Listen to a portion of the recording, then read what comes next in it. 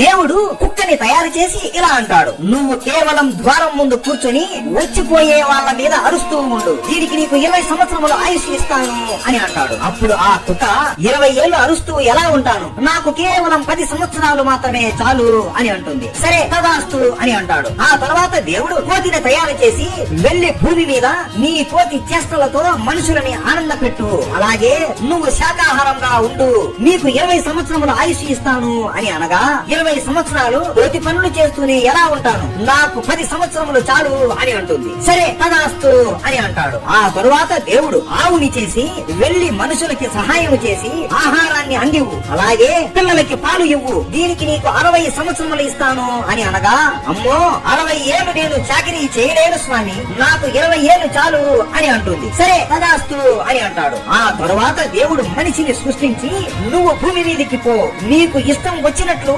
ఆనందంగా బ్రతుకు, తిను తాగు, శృంగారం చెయ్యి, ఏ పని అయినా నీకు ఇష్టం వచ్చినట్లు చేసుకో, దీనికి నీకు 20 సంవత్సరములు ఆయుష్ ఇస్తాను అని అనగా 20 ఏళ్ళేనా, ఇది చాలా తక్కువ స్వామి, నాకు ఆవు వద్దనుకున్న 60 ఏళ్ళు, కోతి వద్దనుకున్న 10 ఏళ్ళు, కుక్క వద్దనుకున్న 10 ఏళ్ళు ఉన్నాయి కదా, అవి కూడా నాకే ఇవ్వండి అని అనగా దేవుడు నవ్వుకొని, సరే నీ ఇష్టం, కానీ మీరు మొదటి 20 సంవత్సరములు ఆడుకుంటూ సరదాగా గడుపుతారు, తరువాత 40 సంవత్సరములు ఆవులాగా కొట్టి చాకిరీ చేసి కుటుంబం కోసం కష్టపడతారు, ఆ తర్వాత 10 ఏళ్ళు ముసలివాడిలాగా అయి కోతిలాగా మనవళ్ళు మనవరాలని ఆడిపిస్తారు, మిగిలిన 10 ఏళ్ళు ఒక కుక్కలాగా వచ్చిపోయే వాళ్ళ మీద అరుస్తూ గుణుగుతూ ఉంటారు అని తదాస్తు అని మనిషిని పుట్టిస్తారు. అలా మన జీవితం మొదలయ్యింది. వీడియో నచ్చినట్లయితే హర హర మహదేవ అని కామెంట్ చేయండి.